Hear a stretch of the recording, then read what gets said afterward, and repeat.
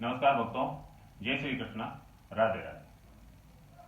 आज हम कार्तिक मास की जो कथा है उसके बारे में श्रवण करेंगे। यानी जब सर्प पूर्णिमा, जो अश्विन मास रहता है उसमें सर्प पूर्णिमा रहती है, तो सर्प पूर्णिमा के बाद में जो अश्विन का जो महीना है वो खत्म होने के बाद में जो कार्तिक का महीना शुरू हो जाता है और कार्तिक महीने में हम कार्तिक की कथा सुनते हैं। कार्तिक महीने में कार्तिक की कथा है वो हम श्रवण करते हैं।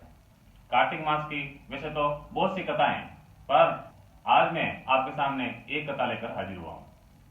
अगर मेरा ये कथा वचन आपको अच्छा लगे तो हमारे चैनल को सब्सक्राइब एवं शेयर जरूर करिएगा और कमेंट्स करना नहीं भूलें। जो हमारी जो नई वीडियो है उसका नोटिफिकेशन है वो आपके मोबाइल में प्राप्त हो जाए और जिससे आप मेरी जो नई वीडियो है वो आप आसानी से देख सकेंगे। तो कार्तिक मास है, तो कार्तिक मास की जो कथा है उसका हम आज श्रवण करेंगे। तो कार्तिक मास में यानी एक ससुर और दो बहुएं जिनकी जो कथा है उसके बारे में आज हम श्रवण करते हैं। एक बार क्या होता है कि जो दो बहुओं का जो ससुर होता है उसके मन में ऐसा विचार आ जाता है कि मैं कार्तिक मास है वो नहाऊंगा। तब ससुर ने सबसे पहले अपनी बड़ी वाली जो बहू थी उसके पास गए और उन्होंने अपनी बड़ी बहू से बोला कि हे बहू, मैं जो कार्तिक मास नहाऊंगा इसमें सुबह तुम जल्दी उठ करके मेरे लिए एक पानी भर के ले आना और मेरे जो कपड़े है, मेरी जो धोती है वो तुम धो देना और दोपहर के समय मेरे लिए गरम गरम खाना बना देना। तो बहू ने कहा, तो बड़ी बहू है वो ज्यादा ही सियानी थी यानी ज्यादा ही होशियार थी। उसने बोल दिया, ससुर जी मेरे से इतना जल्दी उठ करके पानी भरना और आपके कपड़े धोना और आपके खाना बनाना ऐसा मेरे से तो होएगा नहीं। आप ऐसे करो, छोटे वाली जो मेरी देरानी है यानी छोटी वाली बहू से आप बोल दो। तो ससुर जी के छोटी वाली बहू के पास और ससुर जी ने बोला कि हे बहू, और मेरा है जो कार्तिक मास नहाने का मन कर रहा है, तो तुम मेरे लिए सुबह जल्दी उठ करके यानी सुबह 5 बजे उठ करके मेरे लिए पानी भर देना और मेरे कपड़े धो देना और दोपहर में मेरे लिए गरम गरम खाना बना देना। छोटी वाली बहू वैसी भक्तपरायण थी, उन्होंने बोल दिया कि ठीक है ससुर जी, आप जो बोलेंगे मैं वैसा कर दूंगी। वाह, ससुर जी ने क्या, दूसरे दिन कार्तिक मास शुरू होने वाला था और ससुर जी ने कार्तिक नहाना शुरू कर दिया। तो छोटी वाली बहू ने वो जल्दी सुबह 5 बजे उठ करके अपने ससुर जी के लिए पानी भर दिया ताकि वो आराम से नहा सके और उनके जो कपड़े हैं वो धो करके यानी उनकी जो धोती है कपड़े वो धो करके सुखा दिया। तो वो धोती से जितने भी पानी के जो छींटे गिर रहे थे उनके सब के सब मोती बन गए। पर छोटी वाली बहू है वो इतनी होशियार नहीं थी, तो उसने अपने घर में यानी वो झाड़ू से जितने भी वो मोती थे वो एक कोने में इकट्ठे। धीरे से ऐसे करते करते करते जो महीना है वो पूर्ण होने लग गया। तो जो ससुर जी ने बोला कि बहू, कल मेरा ये जो व्रत है पूर्ण हो जाएगा, तुम ऐसे करना, किसी 5 ब्राह्मण को बोल देना खाने के लिए आ जाइए और मैं भेज जाता हूँ। और जब ब्राह्मण आ जाए खाने के लिए तब तुम उनके लिए खाना बना करके और मेरे पास आ जाना और मैं है जो घर पे आके ब्राह्मणों को खाना खिला दूंगा और तुम है जो खेत में आ जाना और खेत की रखवाली करना। और छोटी बहू ने वैसा ही किया। दोपहर हुआ और ब्राह्मणों के लिए खाना बना दिया और दौड़ी दौड़ी ससुर जी के पास गई और ससुर जी को बोल दिया कि ससुर जी, मैंने खाना तो बना दिया है, आप जाओ ब्राह्मणों को खाना खिला दो, मैं आपके इधर खेत में है जो रखवाली है मैं कर लूंगी। ससुर जी घर पे आए और ब्राह्मणों को खाना खिलाना शुरू कर दिया। उधर जो खेत में जो चिड़िया हैं वो बाजरे के जो दाने हैं वो खाने के लिए आ गई। तो छोटी वाली बहू ने मन में सोचा कि ससुर जी तो उधर धर्म कर रहे हैं, पुण्य कर रहे हैं और मैं इधर बेचारी जो चिड़ियाँ भूखी है उनके लिए इनको उड़ा रही हूँ या इनको यहाँ से भूखी ही निकाल रही हूँ। तो ये तो मन में सोचने लगी वो कि राम जी का खेत और राम जी की चिड़िया, आओ चिड़िया खाओ, जितना लगे उतना खाओ। तो इस प्रकार से वो बोल के वहीं पर चद्दर बिछा करके वो सो गई। चिड़िया ने बाजरी के दाने जैसे जैसे खाए उसमें से जितने भी दाने हैं वो जमीन पे गिरे और वो सब हीरे और मोती हो गए। जो पाती और उसके खेत के पास ही उसके जेठ का खेत था यानी उसकी जेठानी का खेत था। तो जेठ ने देखा कि अब मेरे छोटे वाले भाई के खेत में तो हीरे मोती है, वो इस प्रकार का हो गए पिताजी के जो कार्तिक नहाने से और मेरे खेत में कुछ भी नहीं है। वो आया घर पे अपनी बहू से बोला, अपनी पत्नी से बोला कि अपने छोटे वाले जो भाई है उसके खेत में तो हीरा मोती हो गए और हमारे खेत में कुछ भी नहीं। जिससे वो बड़ी वाली बहू थी उसके मन में भी एक लालच हो गया और उसने 1 साल का इंतजार किया, क्योंकि कार्तिक महीना साल के बाद में दूसरी साल में ही आता है। तो उसने 1 साल इंतजार किया और इंतजार करने के बाद जैसे ही कार्तिक महीना आया तो वो दौड़ी दौड़ी अपने ससुर जी के पास गई।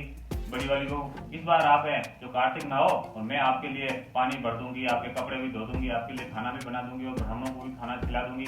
तो ससुर जी ने बोला कि हे बहू, पिछले साल तो मैं जो मेरा शरीर था अच्छा था इसलिए मैंने वो नहा लिया, पर इस बार मेरी ये जो स्थिति ऐसी नहीं है ताकि मैं सुबह जल्दी उठ करके कार्तिक नहा सकूं। इतने में तो बड़ी वाली बहू भड़क गई। उसने बोला तुम तो छोटी वाली बहू के लिए तो इतने धन दौलत है, सब कुछ लेके आ गए और मेरे लिए आप कुछ भी नहीं कर रहे हैं। तो ऐसा कहने पर वो ससुर जी ऐसा मन के ऊपर से, यानी मन में हिंसा नहीं होते हुए भी उन्होंने बोला चलो कोई बात नहीं, तुम कहते तो इस बार मैं नहा लूंगा। फिर उन्होंने नहाना शुरू कर दिया और बड़ी वाली बहू ने जल्दी सुबह 5 बजे उठती थी और उठ करके उनके लिए पानी भर के ले गया थी और जो ससुर जी के कपड़े थे धोती थी वो धो करके वैसा का वैसा ही सुखा दी। वो मन में उसमें लालसा लग गई, उसमें इनसे ऐसी जहर हो गई कि जो पानी जो टपकता है उससे मोती बनते हैं, हीरे बनते हैं, तो मैं है जो ससुर जी के जो कपड़े हैं वो निचोड़ूंगी नहीं, ऐसे ही गिले के गिले ही सुखो दूंगी, ताकि जितना ज्यादा पानी उसमें से टपकेंगे जितने ज्यादा ही हीरा मोती अपने घर पे हो जाएंगे। परंतु उसका तो उल्टा हुआ, क्योंकि उसके तो मन साफ नहीं था, तो इसलिए उसका उल्टा हो गया। जैसे जैसे वो पानी गिरता रहा और जमीन के अंदर वो गड्ढे गिर गए। जैसे तैसे भी वो महीना है पूरा होने वाला था और ससुर जी ने बोला कि बहू और तुम ब्राह्मणों को यानी न्योता देख करके आ जाना और ब्राह्मणों के लिए और मेरे लिए जो खाना बना देना। फिर जब ब्राह्मण है घर पे आ जाए तो तुम मेरे को बुलाने के लिए यानी खेत पे आ जाना। वह बहू है, बहू को मन में खुशी थी कि हीरा मोती आएंगे, ऐसा होगा वैसा होगा, और वो दौड़ी दौड़ी गई, ब्राह्मणों को न्योता देके आ गई और जल्दी जल्दी है वो खाना भी बना दिया।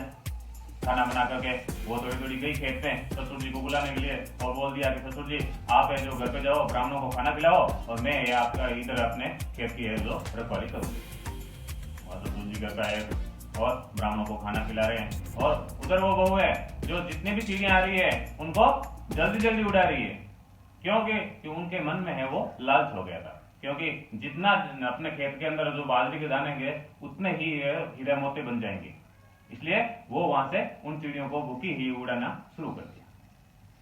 वाह, ऐसे करते करते शाम हो गई। शाम हुई तो शाम को ऐसा हुआ, यानी जितना हीरे मोती तो हुए नहीं, उससे उल्टा हो गए, यानी जो बाजरी थी वो भी चिड़िया खा गई और जो बचेल थी थोड़ी बहुत वो भी है वो नष्ट हो गई। फिर जैसे ही वो शाम को घर पे बहू आई और ससुर जी को बोली कि नहीं तो अपने घर पे कुछ हीरे मोती हुए और नहीं खेत में हीरे मोती हुए, और आपने तो जो पिछली बार है जो कार्तिक नहाया था उसमें छोटी वाली बहू के खेत में भी बहुत सारे धन और ये हीरे मोती हो गए और घर पे भी बहुत सारे हो गए, और मेरे तो नहीं तो घर में हुआ और नहीं ही खेत में हुआ, तो इसका क्या कारण है? तो ससुर जी ने बोला कि हे बहू, छोटी वाली बहू और तुम्हारे में बहुत सा ही फर्क है, क्योंकि तुम्हारे मन में है लालच, यानी तुमने लालच के चक्कर में मेरे से जबरदस्ती है जो कार्तिक मास है जो नहाने को कहा, तो लालच के हिसाब से है वो तुम्हारे को उल्टा ऐसा फल मिला। और छोटी वाली बहू वो निस्वार्थ थी, यानी अपने भक्ति से अपने निस्वार्थ भाव से उन्होंने मेरी सेवा की और कार्तिक महीने में उसने जो चिड़िया जो दाने खा रही थी उनके लिए भी उसने निस्वार्थ भाव से उनको खाने दिया, इसलिए उसके खेत में भी हीरे मोती हुए और घर पर भी हीरे मोती हुए। तो छोटी वाली बहू और तुम्हारे में सिर्फ इतना फर्क है कि तुम्हारे मन में लालच था और वो छोटी वाली बहू के मन में निस्वार्थ भाव था। तो इसी कारण यानी इसी का ही फल है, इसलिए हमारे को कभी भी किसी दूसरे को देखकर या दूसरे के धन को देख करके या दूसरे की तरक्की देख करके हमें कभी भी मन में लालच नहीं करना चाहिए कि उसने इतनी तरक्की कर दी, उसने ऐसा कर दिया वैसा कर दिया, परंतु नहीं, भगवान जो देगा अपने नसीब में जितना लिखा है उतना अपने को मिल जाएगा, और जिसके नसीब में कुछ लिखा ही नहीं है तो चाहे कितनी मेहनत कर लो, चाहे कितना भी कुछ कर लो, उसको कुछ होने वाला नहीं है, उसको कुछ प्राप्त होने वाला नहीं है। तो इस प्रकार की ये कार्तिक मास की जो पहली कहानी जो ससुर और 2 बहुओं की कहानी थी। अगर ये हमारा कथा वाचन आपको पसंद आए तो हमारे चैनल को सब्सक्राइब, शेयर एवं लाइक जरूर करिएगा और कमेंट्स करना नहीं भूलें। क्योंकि कमेंट्स करने से जो हमारा जो नया वीडियो आने वाला है उसका नोटिफिकेशन है आपके मोबाइल पे मिल जाएगा और आप है वो नए वीडियो का श्रवण कर सकेंगे, उनको देख सकेंगे। तो हम फिर हाजिर होंगे एक नई कथा के साथ, एक नई रोचक कहानी के साथ। तब तक के लिए जय श्री कृष्ण, राधे राधे।